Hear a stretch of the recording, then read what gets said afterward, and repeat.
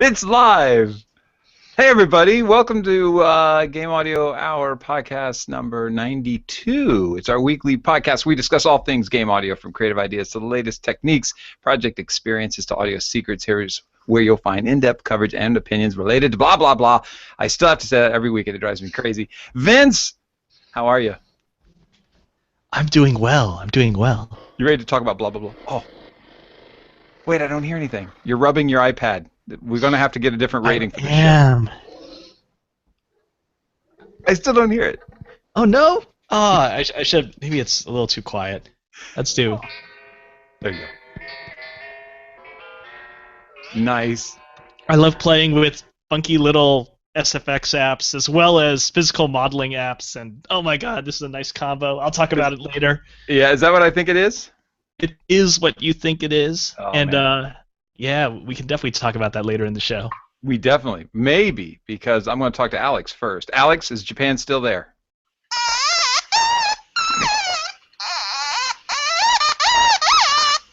Did you get that? Does that sound nice? Oh, pretty. Oh, Sorry, I'm feeling very self-conscious with all these like really nice-looking microphones in the chat here, and I'm just sort of going through a side of my MacBook Pro, so I thought I'd better compensate with a little bit of dulcet tones from the stupidly ridiculous Korg Monotron, whatever it's called. I'm very well. I love that thing. Did you get the Echo version, or is that the? This has a delay. Wow. I'm very well, thank you. Nice. It's a beautiful day here in Japan at the moment. A little cold, little brisk. How are you, Kyle? It's brisk here as well, but it doesn't matter. Speaking of brisk, I think somebody might be used to that. I'm just going to call you Matt-esque. What's up, Hello. buddy? Thanks for being on the show. Glad to be here. It's always fun to talk to more people about audio junk. Matthew Marteinsson, for those who don't know. Did I say your last name right? Yeah, surprisingly, most people murder it, so that's Do good. they really? Yeah, Marteinsson. You Oh. always know when somebody's like doesn't know you is calling on the phone because they're like, "Is Mr. Marteinsson there?" No, he's not here. He's gone. No, he left. He is not here. Speaking of microphones, we were admiring before the show the Telefunken. Yeah, Oh, got to break out the good stuff. that's kind of you. I appreciate that. I broke out the good stuff too. I just put it in a glass. What's the microphone behind you? If you don't mind going real crazy for a minute. So this is the Telefunken M82, the Kick Large Diaphragm Dynamic, and back there's the Neumann TLM 103. Nice. Yeah. I'm going to switch over to Vince. Vince, what are you using? I'm an all-American guy, so I've got my Heil PR40 here, and it's pretty cool, even with all the weird stuff surrounding it about, is it a cardioid? Is it a subcardioid? I don't know, but it's still a really nice mic, and I personally like it a lot more than the Shure SM7 and the other large diaphragm broadcast type dynamic mics, because it's pretty high output compared to a lot of them, so it works really well even if you have a, say, lesser preamp. Ah, nice. I'm feeling really left out now. Maybe I should just sort of. Yeah. I'll shout into this end of these headphones that I have. Maybe that will get me close to the league of you guys there. Alex is using the Jobs 5000 microphone. That's right. It's a very incredibly very small diaphragm something or other. I don't know. Keyboard mic. I have a joke for Dark Energy. Does that count? Yeah, oh, it's a beautiful thing. More I'm than using counts. for those who want to know, I'm using an old mic. It's a Nady SCM 950. I love this mic on my voice, except I realized today that I went away from it for a little while and was using the webcam, and I thought, it's an audio show. I probably shouldn't do that. And then I plugged it in and forgot that I used to route it through my compressor, which I'm not doing now. So I don't sound as clean as I can be. I promise you, though, this is a good mic. But it's no Telefunken. My God, sir. I have a problem. I'll admit it. I have been admiring your podcast for quite some time, and your work. Don't starve. Thank you. I want to get into that. Yeah. Also, the way you've built a community, and so when I asked you to be on the show, and I was like, what do you guys want to talk about? And you suggested community. I thought, Yeah. that's perfect, man, because you have really, not only have you nurtured your own podcast, which is fantastic, you've also nurtured the Game Audio Slack channel, which is fantastically fun to get on there and just goof off anyway. It just breaks the steam up.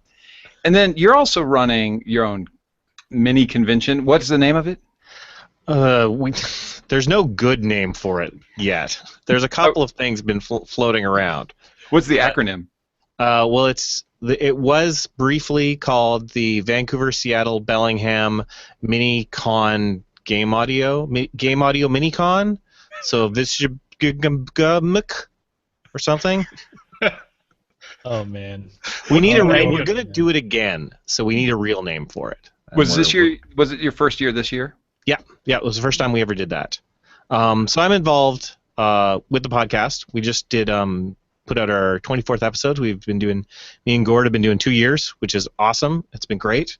It's been amazing the response we've had to it and how much everyone likes it, and so it's been super a lot of fun. And through that, sort of in conjunction with Gord, started up and roped me into helping him out on the Vancouver Sound Designer Meetup group here in Vancouver. And I kind of helped use that to leverage. I had this idea of getting Seattle's great game audio community together with Vancouver's.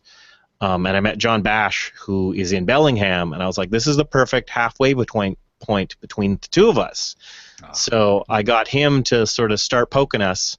So I had the idea, and John really helped get the ball rolling so that we would actually do it. And we had a half-day mini convention, meetup, whatever you want to call it, where we did 4 talks, a panel, and a crowdsourced panel that we organized of the moment in the room, and we got about 40 people out to it for the day on a Saturday. So turned out amazing. It was super awesome.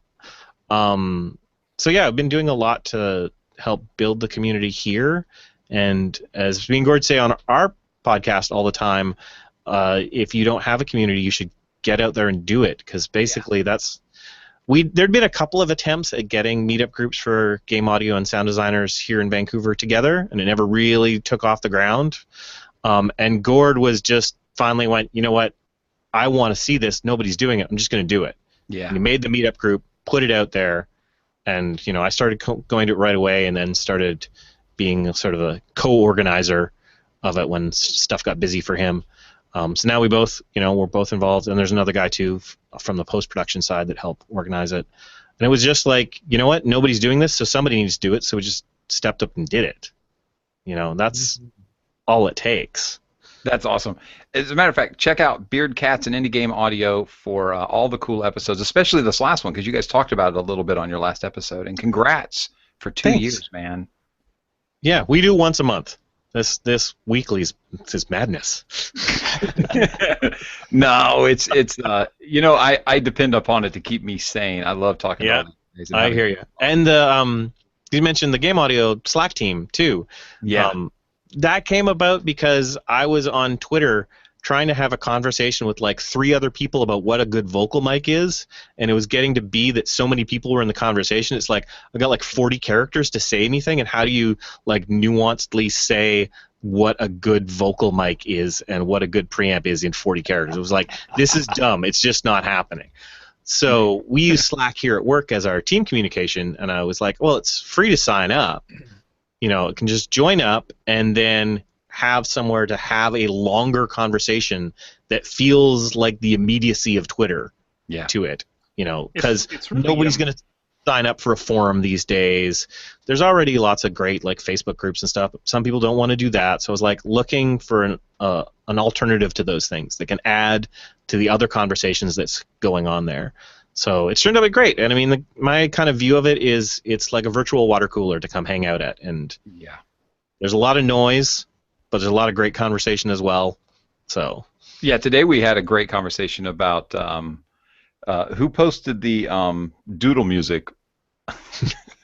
See, this is the thing. I missed that one, and that's what happens. There's a lot going on. Some, I'm working away, and then I'll go over and check on it, and talk to some people, and then okay, got to get back to work. And so it's cool. Like there's constant conversations going on there. And maybe you don't catch everything, but you're gonna catch some cool stuff. Yeah, and there's always people there that you're like, hey, I've got a question. Like, I'm trying to do this in FMod Studio. What do I do? I'm trying to do this in Wise. Like, has anybody seen this? Somebody was posting about a Cubase problem yesterday, and somebody was like, well, zip up your session and send it to me. I'll have a look. Like, oh, nice.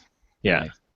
It's so weird that in game audio, it's really bizarre that Twitter has sort of somehow become the default for game audio professionals, which is fine. It's great. But it's such a unlikely candidate for a practical solution for us to be talking about game audio. I wonder why it is that sort of somehow worked its way to become the sort of default choice for communicating in game audio. Yeah, there's something about I think the hashtag, game audio hashtag, like somehow got traction and got good people behind it from the get-go. And I think that helped cement it be like, well, of course I'm going to go there and talk to those people. It's great people who are sharing good information and being a welcoming, inviting community. That's my guess. Now, why do you think? I have a question for you because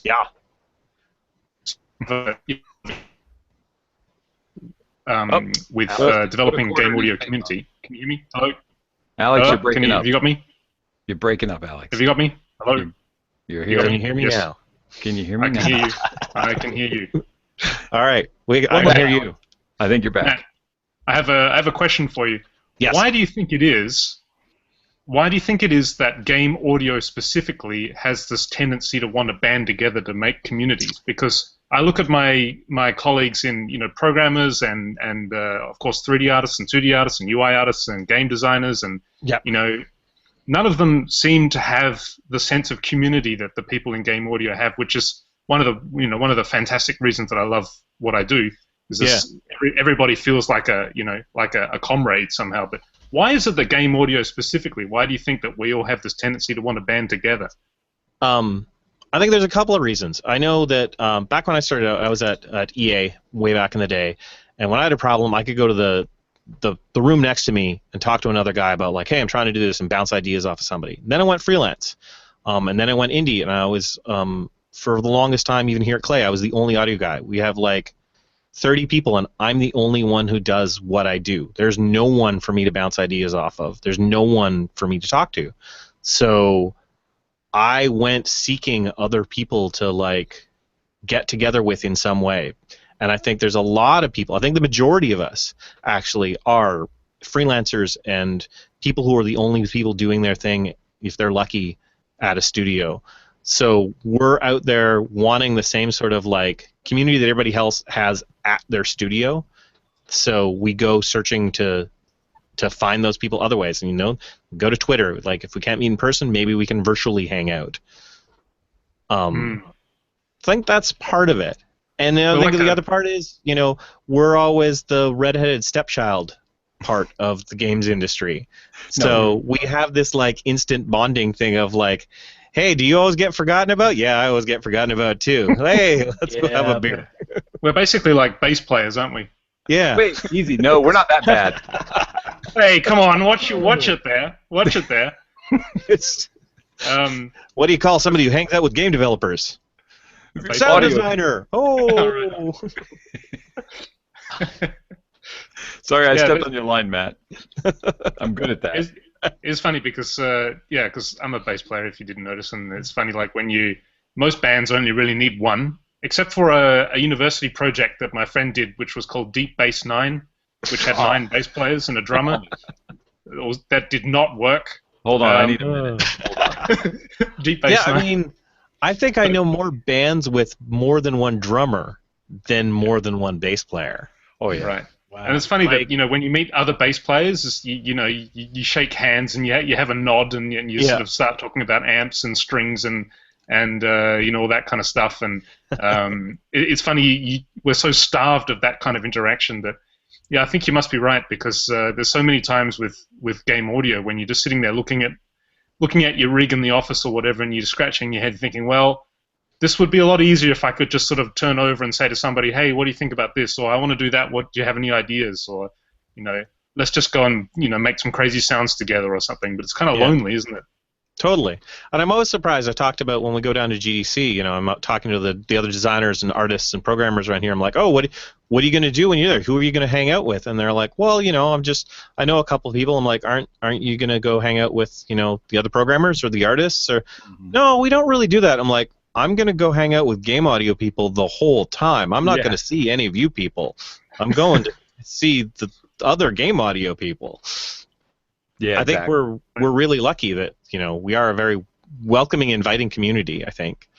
Yeah, I think more so than most disciplines in the game industry, and certainly in other industries like game audio compared to like film audio there's a big difference between how social everybody is. I love that. And one thing I like about game audio, and Tommy Tallarico is to credit for this, is I could go up to somebody and say, how much did you make on the last contract and how much should I be asking for? That meant something to me because that way I wasn't undercutting anybody. I knew what I could expect to make. I love that we're open about that transparency. The other thing that's amazing, because I came into game audio from doing like 2D graphics and stuff like that, and when I came in, it's really amazing, how humble everybody is. Most people will not walk into a room of other game audio people and say, right, the king is here, I'm here, everybody, I'm here, bow down. Most people will sort of walk in with their hands in the pockets, kind of hunched over like this and say, hi guys, yeah, I kind of do a little bit of music here and there, and it's not very good, but I make ends meet. Everybody's very humble and very sort of willing to learn and very eager to get to know everybody else. And the other thing is that there's this sort of sense of wanting to support each other, which you just don't really get in, not only regardless of the game industry, but you don't really get that in many industries at all. Like when I was in industrial design, you meet other industrial designers, they're like your rivals. Yeah. That you're sort of very cautious about what you talk about because you don't want to give away techniques or ideas or anything like that. Whereas in game audio, it's everybody. If somebody over there has a bit of a success, we're all cheering for it. Which is fantastic. Yeah, I like to say that for me to win, you don't have to lose. Yeah. Right. Absolutely. So there's a lot of people in this space competing for gigs, and I've lost gigs to some really close friends. But you know what? The truth is, in the end, when I look at it, I go, he had what they wanted. I didn't. Yeah. There's nothing wrong with that. I'm glad that he got it. And what's great then is sometimes that turned around, and in this particular case I'm thinking of, he called me up for his next gig and said, help me out with some of the stuff I'm doing. I think it's fantastic to be as modest as possible. I'm terrible at selling myself, so I might as well be modest about it. It's it just disgusts me anytime I have to talk about myself in some sort of salesman-y way. Yeah, but it's nice because first time I went to GDC for Clay, I was going for Mark of the Ninja just came out. Nice. And I was like, game was reviewing like crazy. It was up for awards. It was doing phenomenal. It was great. Deserved it. It was a really good game.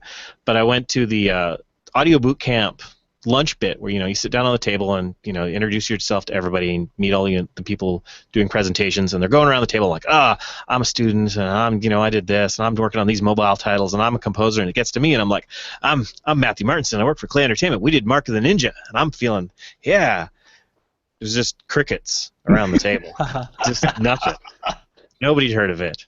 And I was like, you know what, this is good. Like, I'm still just an indie guy. Like, we've got this great game, and it's awesome, but you know what? You got to keep it humble still. This is good. Like, it was kind of good to get shot down a little and realize, all right, yeah, this is okay. This is good. I think an important thing to remember, and the community does this for us, is that even though, we've had a big hit, and we don't let our britches get too big. But it doesn't mean that when people don't recognize the game that you've worked on that you're not talented. It's kind of like don't read your reviews. Yeah. And what's great about the community is that you still have an out to represent the things that mean something to you. Like, even though nobody's heard of the next game that I'm working on, there's still people who are curious about, learning something that I might know, like setting up your monitors or what microphone might be good for this or that, and that's really where the true love of it is for me, is that I can communicate with people about something I totally dig, which is gear and making things sound good, and I don't have to make sure that my last game did super well so that I get a job for the next game. That's another benefit of it. Is the cool thing about the game industry is, we want to work and we want to keep working, but not every single one of those games is going to be a hit. So just keep moving forward. Whereas in TV and movies, my understanding is if you didn't do well on that last movie, you might not be working again until you get some lucky break. Yeah. But with games, you can still keep, move on to another game. Sorry, did you hear my doorbell there? Sorry about that. I did, but I thought it was my clock in the other room. I have a story on that. There was, and I kind of like telling it. The second handheld title I worked on was Burnout Legends, which is legendarily horrible. It had nothing to do with the music. I thought the music was pretty good. We formed a band because they didn't want to license anything. So we had to create songs that sound like Blink-182 or sounded like, whoever was big at the time. And so we formed this band and we just kept writing all this music, and it was super fun. Ian Stalker and myself, Matt Pearsall helped out. And we just kept recording and adding and recording and adding, coming up with our own stuff, and it was really super exciting. And when we got done, we thought, this music is actually really, really pretty good. And we gave it to Criterion. What was the name of that UK company? I think Criterion.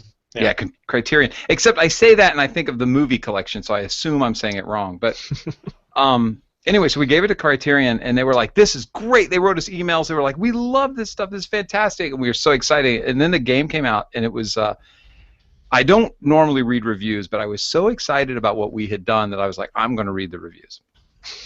And the first review I read, it said, the game is horrible, and the music sounds like MIDI butt rock.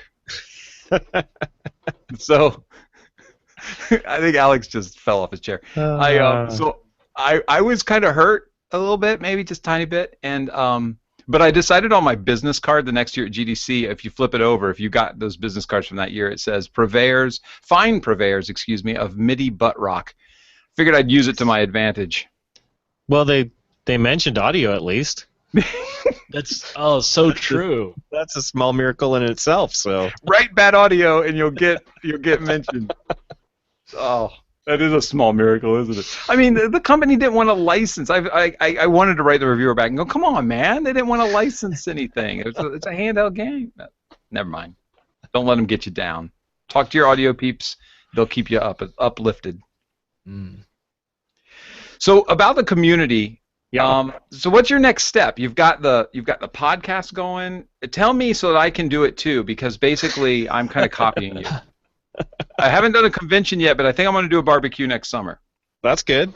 That's good. We did another thing we did with the meetup group, which kind of going back a little bit. Ours is the Vancouver Sound Designers, so it's film and game audio. It's becoming the de facto game audio because the film people never show up. They don't want to leave their little rooms. Nice. They're even more antisocial than game audio people. So we had a barbecue for the meetup, and we got together at the couple of sound guys live in a house, the game audio house, and we called it the Night of Crushed Dreams, I believe, where we got people to bring their demos, and we played them on the nice surround sound system and critique them. And so you got to go in the room privately. Wasn't a public ripping apart, but it was basically a couple of senior-ish people from the group would go in and review their demos and give them super brutal, honest feedback.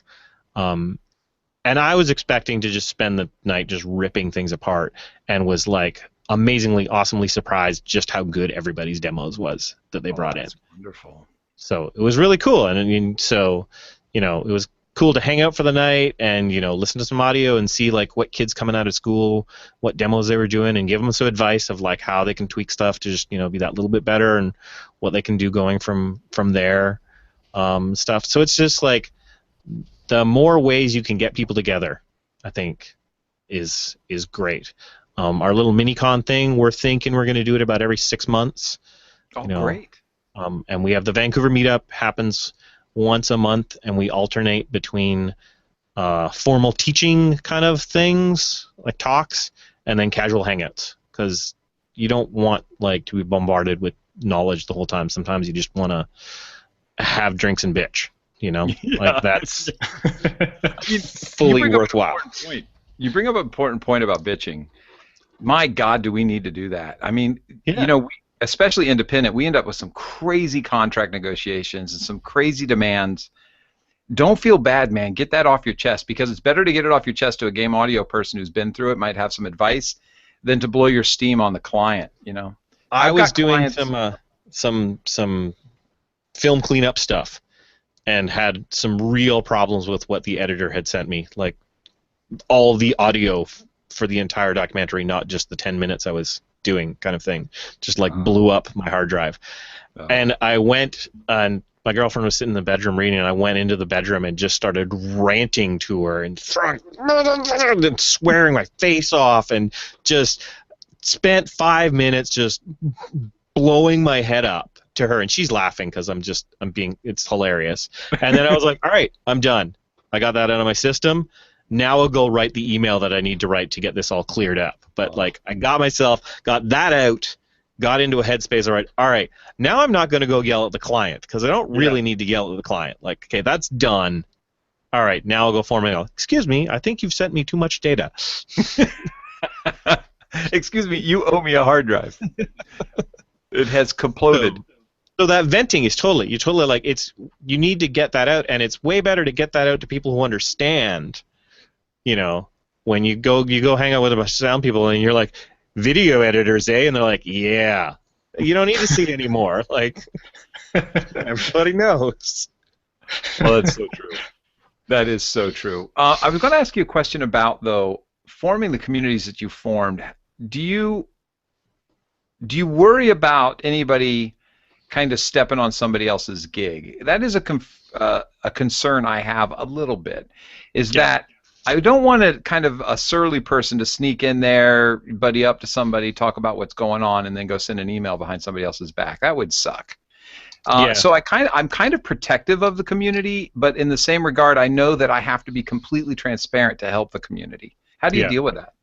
I haven't had it. I thankfully haven't encountered anything like that as of yet. I'd say the biggest thing I'm sort of in charge of is the game audio Slack team. I made that. I'm in charge of it. I vet everybody who goes into that. Right now, it's as simple as I just make sure that everybody is involved in game audio that goes into that. I don't want any artists or programmers or like designers who dabble in sound. It's like, if you got to be in game audio to get in there. Nice. So if you're doing stuff, you're in. And the way conversations have flown through there, it's not really about. I don't think it would be possible to steal any gigs from anybody with the information that gets shared there. I've cultivated a very, it's a virtual water cooler. So that helps. Like, it's like, what's the culture of the community you're trying to encourage. And plus, we in game audio, we kind of have the game audio version of the bro code, which everybody seems to follow that I've met for sure. Yeah. On the few instances where people have been doing stuff not like outright like bad, but just a little odd, either me or other people in the channel, in the team, have course corrected that per people and just been like, hey, this isn't really what we're about here. This isn't cool. And I've been really, thankfully, really surprised. Everybody who has ever seemingly wanted to promote anything within the team has come and asked me first, which is really awesome. Like, Kyle, you approached me last week wanting to talk about the Game Audio Hour and the giveaways you're going to be doing. And you were like, hey, is it cool if I promote this here? I was like, totally. Like, and it's really thing. Everybody who's wanted to do that has asked me first, which kind of shows just the people involved. Like, I've needed to do very little self-policing of everything that goes on there, which is really cool. It says a lot to the people involved in our community. Well, thank you. I take it as a compliment. And yes, I agree. The community is just tops. Fantastic people out here, from beginners to veterans, just hanging out and trying to figure out how to A, get the next gig, B, help people be better. Because As the saying goes, a rising tide lifts all ships. Yeah. Hey, Vince, you've got to have some questions for Matt. Vince is muted. He's probably talking right now, but he's muted. Does Vince know he's muted? I see his lips moving. I see his lips moving. Let's just Okay, there we go. There we go. Sorry about that. We were just going to talk about you. No big deal. Oh, well, let's see. Oh, what was I going to say? Yeah. So, I was kind of thinking about you were sort of alluding to that with, part of the community comes from the sort of us versus them that can exist between game audio and other parts of game development.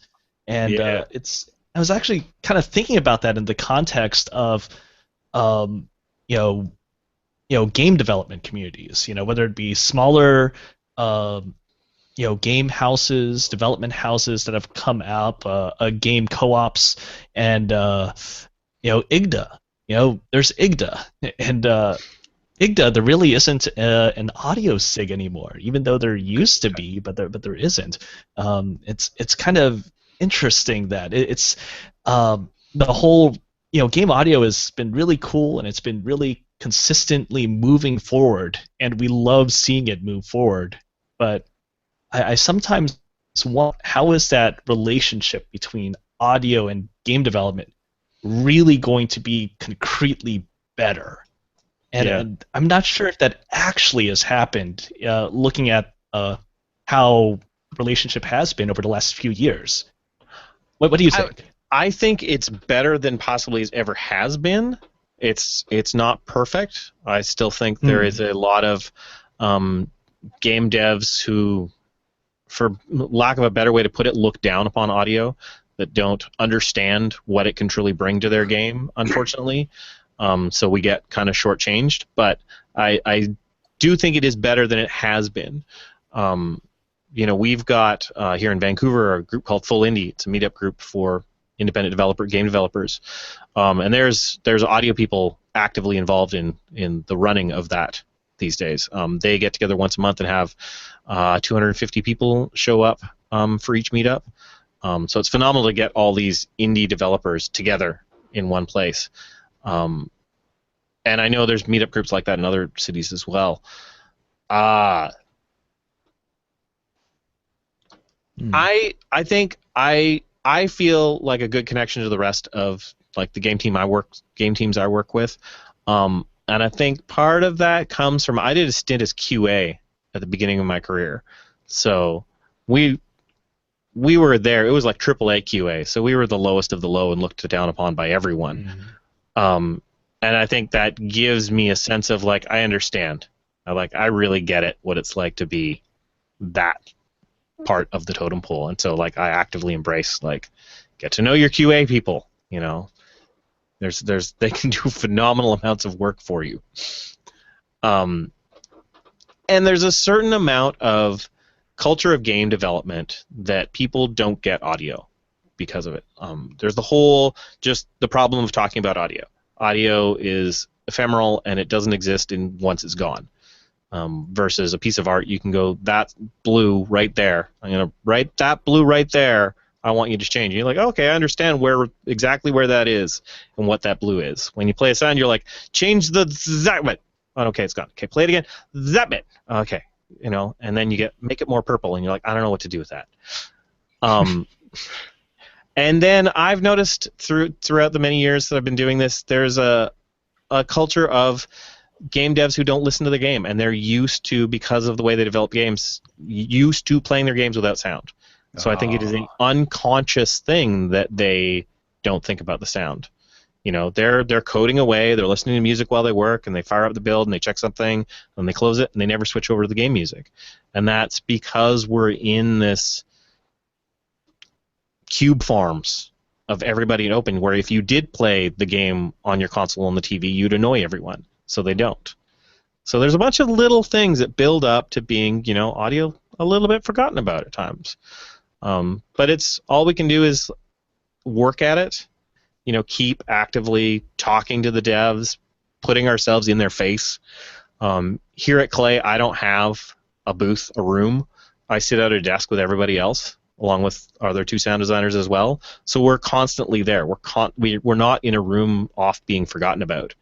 And I think the trade-offs there of having to work on headphones all the time, like, are worth it for the amount of communication that it opens up to me and the rest of the team. That I'm constantly there in everybody's face, and they don't forget about me. Actually, that's Great. When Vince came to Japan last, we actually discussed that a little bit because it's an interesting topic that people who have the privilege of working full-time game audio with a company with people around them, obviously in audio, you know, I also, like you, Matt, because I'm in the office with the VTech guys, and the only way to do it is with headphones. Yeah. And that's not really ideal for not for my listening health, and also for, you know, just general mixing and things like that. But it's just not possible there to have my own separate space. So Yeah. Vince and I were talking about, you know, when you do have the capability to have your own room, what kind of sort of social, don't mean to sound pretentious, but like what kind of structure do you put around your interaction with people so that you don't just become the guy off in the room who comes out, you know, once every hour and goes to the water cooler and drinks and then goes back in and closes the door. You know, I mean, if that's the case, you may as well just not be on site. If you do, did you ever have the opportunity at Clay to have your own space, and you actually said, no, I want to be with everyone else, or how did it work? Well, we have a recording room now, which I'm in. We also use it for our Twitch streams. So, when we built this, it was kind of, I was like, hey, I got a room, I could go work in my room. And Jamie was like, no, I want you out with the team. And I was like, kind of kid drag his feet a little bit because I don't want a room, I want to listen to my speakers. And then, you know what, I fully came back around to being like, you know what, it's actually way better communication-wise, me being out with the team, and I would get forgotten about if I was stuffed away in the back of the office in a room. My desk is actually right by the kitchen, so there's a massive amount of foot traffic that goes by me, and I overhear stuff of people having conversations about stuff in the kitchen that I know are relevant to me that they don't realize are, and I can jump in on all the time. It's super handy. And there's days when I do need to mix something on a set of speakers, because I was freelance before I came here. I've got a full setup at home, so I'll be like, you know what? Tomorrow I'm working from home. You know, and that's the deal for all the sound designers here. So it's a balance. Some days I disappear, but the majority of the time I'm out and with everybody. So I had another question for you, actually. One thing that's often the case when you're working with either a publisher or a contractor to make a game in a large team, you know, obviously the development team, programmers, the artists, they'll have milestones, of course, right? So we're delivering this at this date, this at this date, this date. How does it work at Clay with regard to scheduling, how the workflow and timing of audio production fits in with the other stuff? Because we found it really hard because, you know, the graphics will be done by this date. That's after that date, ideally when it's easiest to start doing audio. But again, I get lumped in the same milestone, and so I'm sort of pushing everything right to the very last moment to fit everything in once everything else is done. But how do you do it at Clay? We've been doing early access games for quite a while now. Mostly everything we've been doing is in early access. So that means quite a different, like, rapid production style that has to go on, because we would put out updates every 2 weeks. So if you're putting out, that's like you do everything in 2 weeks that you would do in a big milestone, but just less of it. And then you start it all over again every 2 weeks. And I think because of that, because of the constant need to have audio in at the same time as everything else, we've gotten a lot better at, one, making sure that audio is involved in the decision-making process that's going on. So when we're like, okay, this is the sprint for the month. What are we going to do? We're going to do X, Y, and Z. Okay, art, can you do that? Yeah, we can do that. Design, programming, audio, can you do that? And you're like, no, I can't do that. And they're like, okay, well, what can we do? How do we adjust it? And there's a lot of it is the communication about, you know, what can you do in a certain time period. And I got to the point when when we were doing 2 week updates on Don't Starve, the two main artists on the project, I had Post-its on their screens, talk to Matt about audio. So that was in their face the whole time. Anything they were doing, it was just like, oh, I did some animation. There's that Post-it. Maybe I should go tell Matt about it. Hmm. Nice. Did you come across any useful sort of techniques for dealing with all of the assets that you produce with that kind of 2-week cycle? Because there must be like so much. Must be kind of difficult to keep organized with all the stuff that you're making in different versions and. No, just it's that game. I mean, we're still developing Don't Starve, and it's still on Fmod Designer, and it's the scariest project to look into. Because there were decisions that were made for good reasons at the time that make no sense anymore. And there's a certain amount of having to know its history to know where anything actually is. It's just disgusting. So there's just a lot.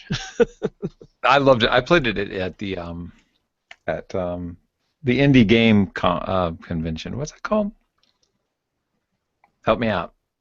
Indiecade. Indiecade, thank you.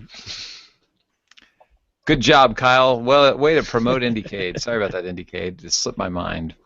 Hey, there was something else I wanted to ask. Oh, yeah. So in the chat room, everybody's talking about the LA meetup for game audio, and I always get invites to that, which I'm very grateful for. I can never come because I live an hour north of LA, and so it's difficult for me to kind of take the time to do the drive.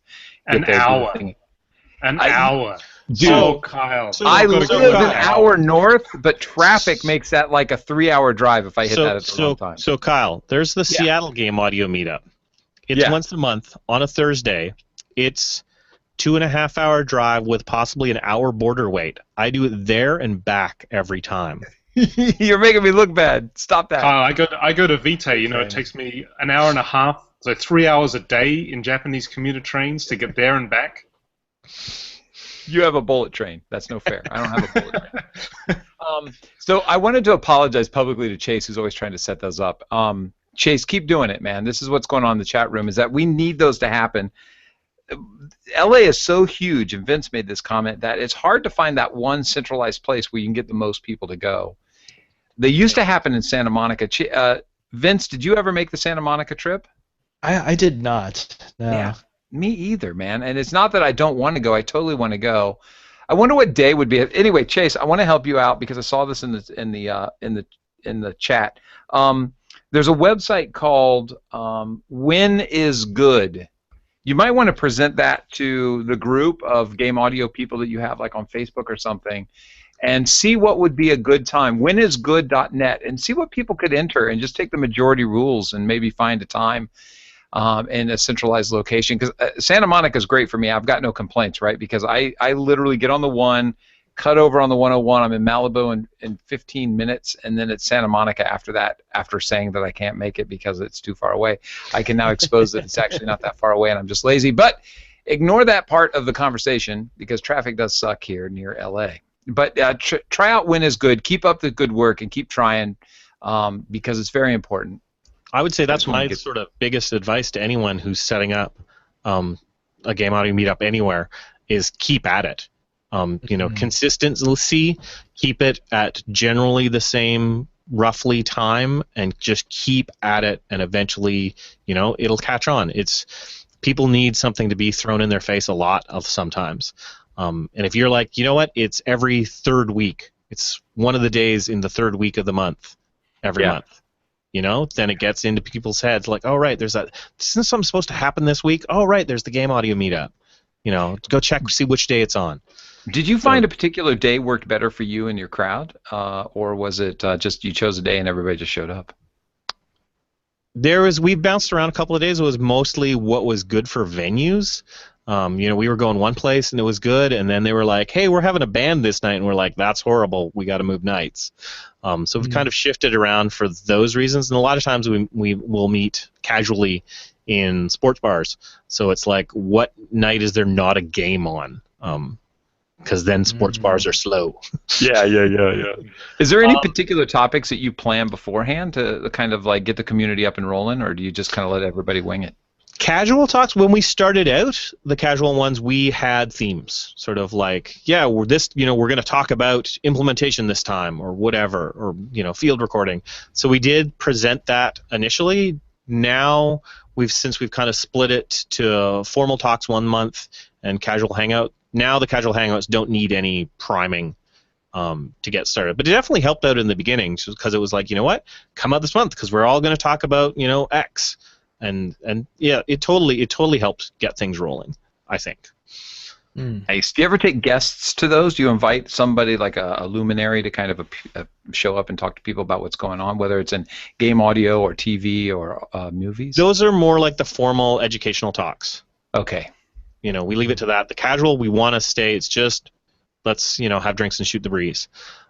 So it's nice that we've got that sort of the formal thing and the casual thing, and we can have both those sort of segments. Because there's people that will totally only come out for the talks. It's like going down to Seattle. It's they have days where they go to a game studio and they have talks and they tour a studio and everything, and then they have casual get-togethers. I don't drive down for the casual get-togethers. Like, gotcha. I love that crowd and they're great people, but I'm not gonna on a weekday drive 3 hours just to hang out, and then drive back. But if we're getting together at Bungie and we're talking about Destiny, I'm loading up the car with people and we're driving down there. That's awesome. Yeah, carpool, absolutely. Yep. Hey, when you cross the border from Canada, now I was raised kind of half my life in Canada. I would like you to know. When you cross the border into America, can you just keep bringing cases of Labatt 50 and drop them off in a warehouse and I'll pick them up later? My God, I love that beer. That beer is home to me. They ask every time you bring down anything that's going to stay. And I'll have to be like, no. Don't mess with the border people. Yeah, exactly. I put people in the trunk. There's no room for beer. But listen, people, try Labatt 50. It's a classic from 1950, and it's a beautiful beer. So now on to the next thing. Alex, you got another question? Because buy me some time because the one I had just slipped my mind. Okay, Matt. Yes. We'll do this. Pensado's play style. I'm going to throw some topics at you, and you've got to say the first piece of gear that comes to mind. Okay. Oh, geez. All right. Okay, here we go. Ready? Reverb. Ultraverb. Eventide Ultraverb. Modulation. Money pit. Sorry, I was thinking modular synth. That's what made me think of that, and so I'm one of those people on that train track to bankruptcy because I've gone down the modular path. Oh man, I can relate. Next, controller. I don't have one. I don't have a good one. Ah, I got nothing for that. That's like a big blank hole in my like. Okay. Wow. So many options. The fight between Pro Tools and Reaper. Okay. Last one. You ready? Yeah. Oscillator. Oh, you can never have enough. All right. That was courtesy of Pensado's place. They do that. I know that you're kind of you're a gear guy, so I was expecting something. I have one more. Oh, okay. Yeah. Stereo bus. Ah. API 2500. Ooh, high end, low end. Medium end. So you kind of just keep it nice and calm throughout the whole thing. Some people will accentuate the highs on the stereo bus for some reason. Yeah. No, I. Here's the thing I do, off the community topic. I'm very particular about certain things. I'm very particular about picking the right mic for the actor and the project, and I'm very particular about the bus limiter I use for an entire project, and I somehow get in my head what limiter should go with a certain project, and then use that for the entire everything that goes on in that game. And I think too hard about it. Dude, that's badass, actually. Do you lean toward one more than any other? I try to mix it up as well. So, I've got 5 or 6 limiters and probably could use some more because, I Don't Starve is L1.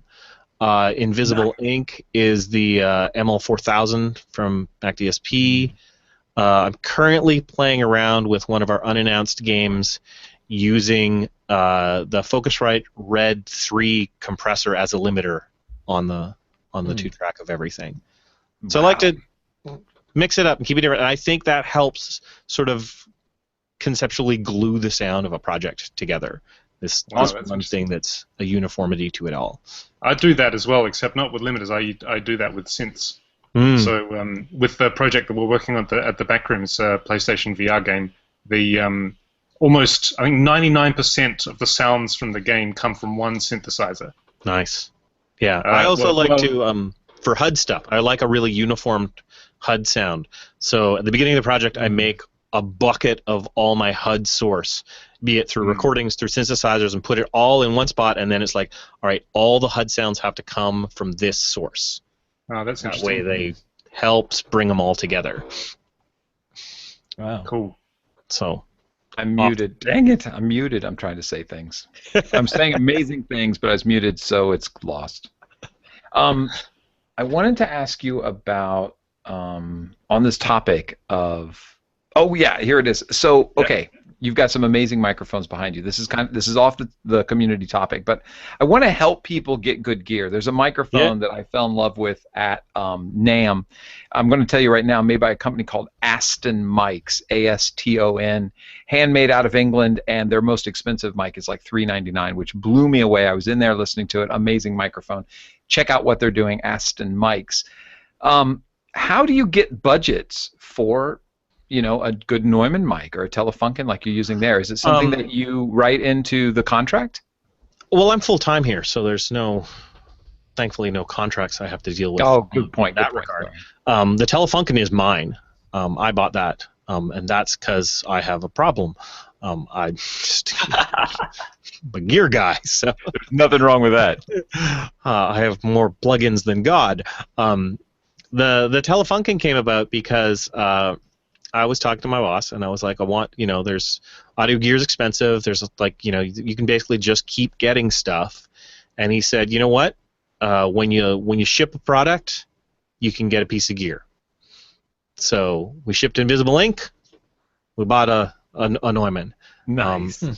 And now as the team, we're thinking about what's the next thing. Like when we ship the next game, what does the audio department need for a lofty kind of nice something? So we're tossing around ideas.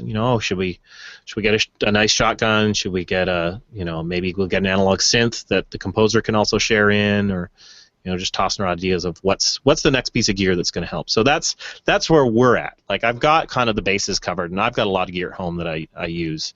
And then for new stuff, it's we ship a game, get a piece of gear. That's smart. And also find reasonable alternatives. For instance, I have a Neumann TLM49, which uses the same capsule as the M50 and the U47. So if that's the kind of sound you want, but you can't afford one of those super high ends, go with like something a little bit less expensive, but has a lot of the same same hardware, but might have a limitation. Like this one just has cardioid; it doesn't have any kind of. There's all the mic modding you can do. I've got a couple of like really cheap MXL that I got on sale. Like that's another thing. I habitually buy like all my plugins on sale. I constantly watch sales and try not to pay full price for anything. So I've got some MXL mics that you can do full replacements of the capsule and electronics. So I got the mics for like $30 a piece or something. I'm going to spend $150 on a new capsule and electronics, $200, and it's going to sound, order of magnitude better than that. That's so true. There's lots of stuff you can do. We're spoiled these days for cheap gear. Like how good cheap stuff sounds now is miles beyond like when I started out. You couldn't get cheap stuff. It just sounded like garbage. Now you can get away with not. You don't need one of those. That's like a bonus nice thing to have, but you don't need one of those. It's nice though. Yeah. You said that's a TLM 103, right? Yep. Nice. You bring up a good point about the mods. There's a website called BYOC. It's Build Your Own Clone. It's for guitar foot pedals. I get stuff from them all the time, and then I can wire it to be +4 rather than just -10. So I'll have +4, -10. So I can use it with professional audio stuff. I do that for some distortions that I have here. So you can find some weird ways around things that are affordable. Yeah. I think I spent $79 and I got one of the green face distortion units. It's so popular. I can't think of who it is. If you're a guitar player, you'll know. It's Tube Screamer. Yes, thank you, Tube Screamer. You know, and so I got a Tube Screamer, and then I upgraded the board so that I had the +4 option, and now I've got this killer distortion that I just touch on tracks a little bit, and it's literally a pedal on my desk. I have to push a button. It's nice. But sometimes you just can't beat hardware. I agree, and There's also for the Euro rack market, if you're going to get into modular synths and just pour all your money down a hole, there's a lot of stuff that's available as kits, so you can save your money at least and build it yourself. Just sort of the justification I had for a lot of that stuff. It's like, well, I'm not paying. I'm only paying half that because I'm going to get the kit, and now the kit is sat there unbuilt for a really long time. Yeah, and they've even done some affordable ones there, like you can get Frack Rack. Have you heard of Frack Rack? Yeah, so there's a less expensive version, but the form factor isn't the same as the big Moog form factor or the Eurorack form factor. It's kind of in between. But a lot of people there build their own stuff. Yeah. So that's all about the dope for dark energy. It's all you need. It's all you need. Actually, it's funny. I love the synth so much. It's like so. I was saying, I think it was to Vince. I was saying that it's very Roland. Like there's a distinct. You can get sort of 101, 303, Juno, kind of this kind of very Roland kind of tones out of it. It's sort of polite, but then it's kind of a bit kind of quirky and eccentric at the same time. And whenever I look at modular gear, I'm thinking, well, that'd be nice, and that'd be nice too. But what I really want is just to get another dark energy and stack them together, because you can actually take the wood panel off and then stack them together and make like a 2-oscillator synth out of it. Nice. I have 2 words for you, Alex. What's that? You're welcome. Yeah, actually, it was the Johnson when I was tossing up the options. I have this much money, Kyle. What do you think? He said, you really should get one of these. He was right. Typically, people say the Johnson, and they mean something completely different. And with that, I'm going to throw to our sponsor. Thank you, iZotope, for sponsoring the show. We love having your support. We're excited for the next contest, which we have to decide, guys, what our software giveaway is going to be. And I think that's about 2 weeks away, right? Yeah, that's about right. Yeah, I think I just saw. What'd you say? Speaking of iZotope, I just saw conveniently on Matt's Game Audio Slack channel somebody mentioning there's a free lo-fi plugin from iZotope called Vinyl. Oh, Vinyl, yes. Vinyl has been appreciated, though. Oh, has it? Yeah, it was the go-to Vinyl plugin as far as I was concerned, and it was free. It was awesome. It was great, but it's only 32-bit, so you can't use it on a lot of stuff anymore. Well, it actually says here. It says here. Wait, it says now updated to 64-bit. So there you go. Oh, really? Wow. That's the Game Audio Slack channel, Matt. You should get on there. Good info. Well, I'm here. I would be there. I'm there constantly, but I'm here with you. Matt, I'm there and here. I'd like you to know. I'm actually. Well, yeah, it's rare that I'm devoting this much attention not to one spot.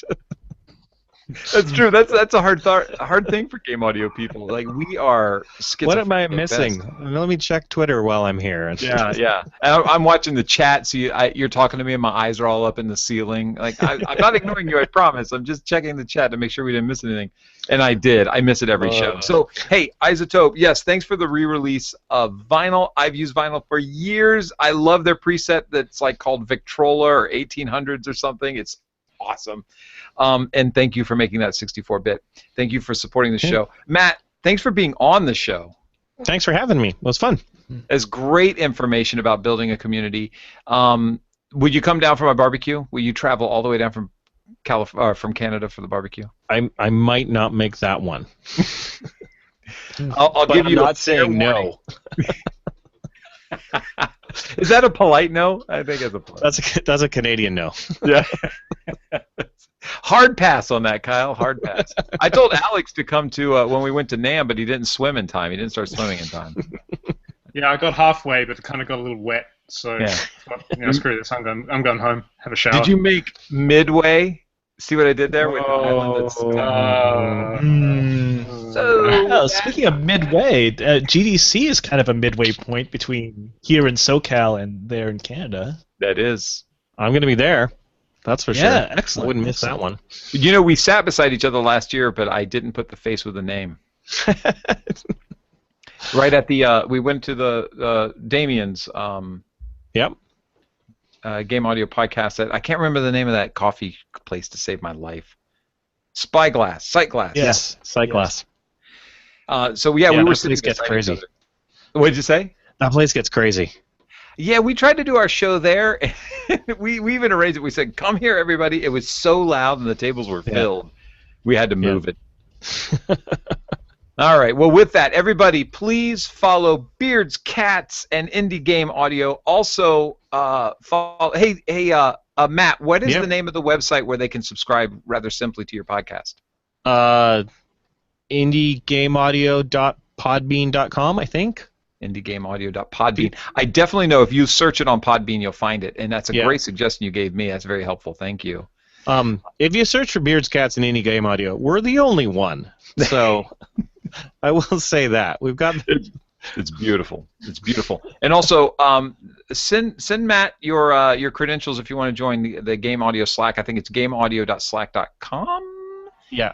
It's one word, Game Audio. And he'll throw you up there. Of course, one of the things that you're doing that I love is that make sure that you're working in game audio. That you're supporting the system and you're here to help people out. And you'll get on there, and we'll be hanging around the virtual cooler. As for us, please like and subscribe. We live by those. We really appreciate all the audience that we have. And we can't thank you all enough. So, Matt, thanks for being on the show. Vince, Alex, thanks for hanging out. Ooh. I'm off to my spaghetti dinner. Yeah. I'm off to play with my toy. Woo! So they just changed our rating. No! I got this. This is my toy. Jeez, hold up your toy next time you're going to play with it. Pardon? All right, guys. Hey. I'm out. Later.